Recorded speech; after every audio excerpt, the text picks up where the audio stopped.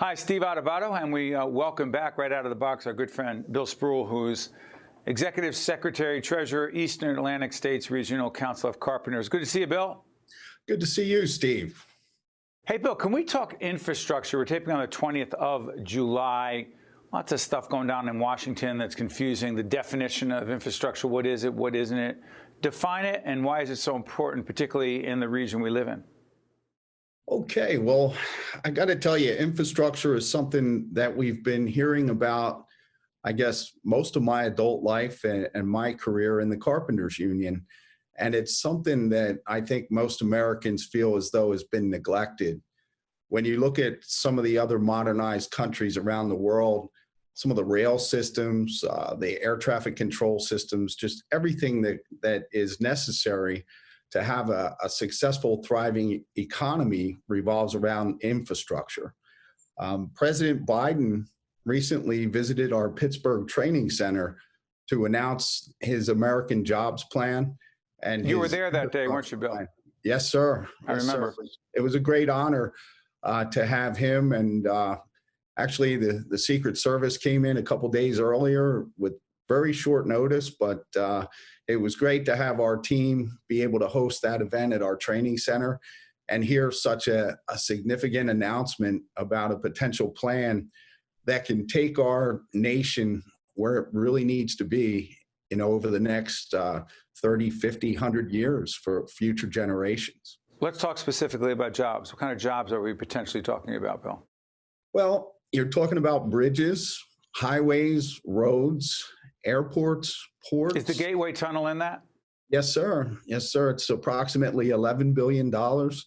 And as we know, that project kind of fell off the tracks, no pun intended, under former Governor Christie's administration. And we're just happy to see that it looks like we may even see shovels in the ground by next fall, if we're lucky.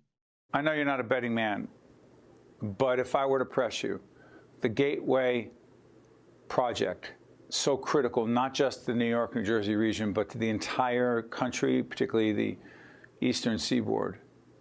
A, do you believe it will happen? B, when could you foresee it actually being built?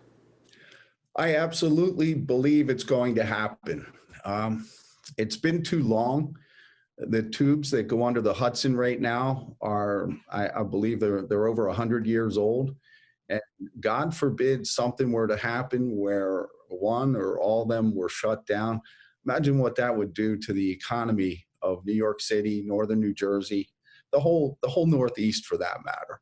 So it's critical that this project is key and at the forefront of the infrastructure plan. And I do believe that we are going to see some activity as far as preliminary construction, perhaps by year's end, and the project's going to happen.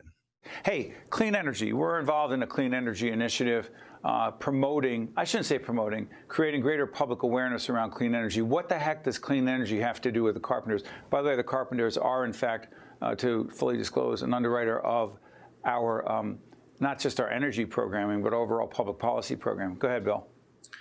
Sure, Steve. When you talk about clean energy, primarily what comes to mind is solar and wind. Okay, and both types of energy are produced without affecting the environment like other types of energy production. So I'll start with solar. Land-based or roof-based solar systems have a significant amount of installation required that, the carpenters get involved with that work. There's some other trades as well. Obviously, the IBEW has a lot to do with that. International Brotherhood of Electrical Workers. We know the 102 folks very well. With the electrical systems involved in that. And, there's a lot of solar happening right now. And it was extremely popular in New Jersey when there was a favorable SREX program. And I think right now... Hold on, a lot of acronyms here. The SREC program was the program having to do with reimbursing folks who were actually building solar panels, right?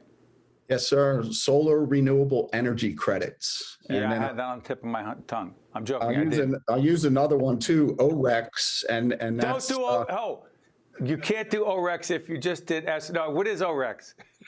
OREX is, I believe it's Look at Bill. offshore Don't get renewable yourself in a energy box. What is it?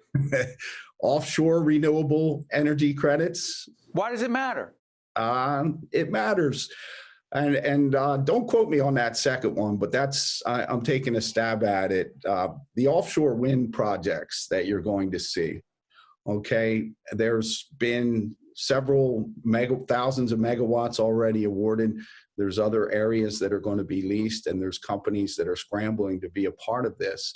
And basically what's going to happen there, Steve, is there's going to be a crew of tradesmen that are going to work offshore installing the foundations for these massive turbines, as well as erecting the towers, the blades, the cells.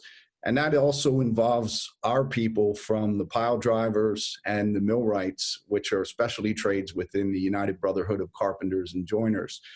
So we're extremely excited about that new technology. Thus far, we've only built these on land. So there's a small project up in New England that our colleagues up there were involved in off of Block Island.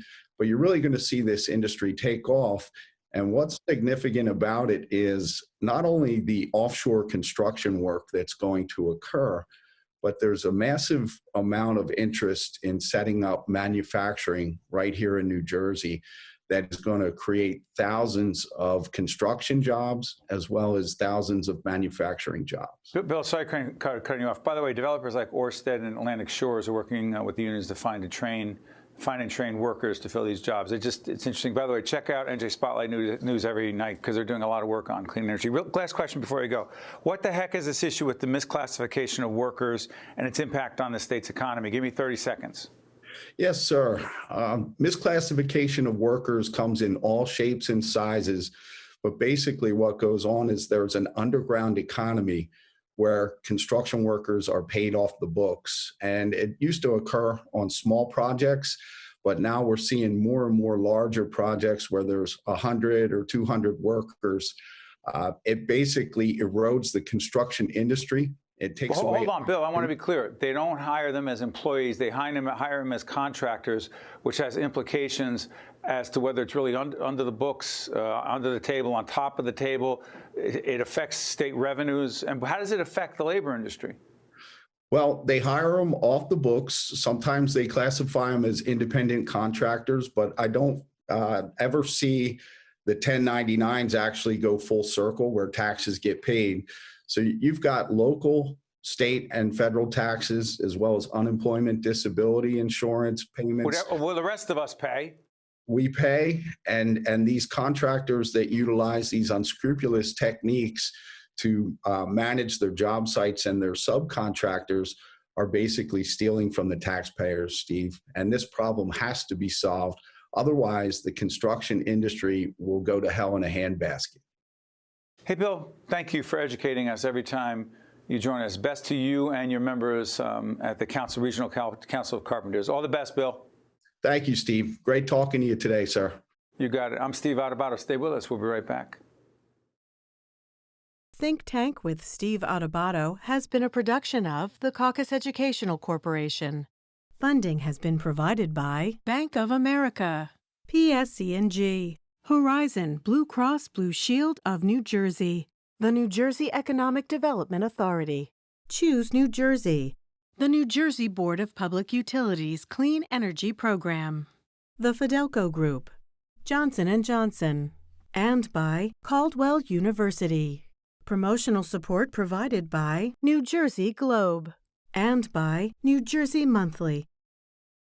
Hi, I'm Abby. You might see me as an ordinary person, but I've been living with a brain injury since 2018.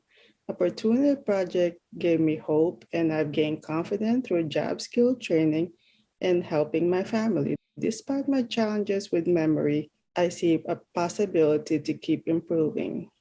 If you have a brain injury, you don't have to face your road to recovery alone. Learn more about Opportunity Project and its partnership with Children's Specialized Hospital.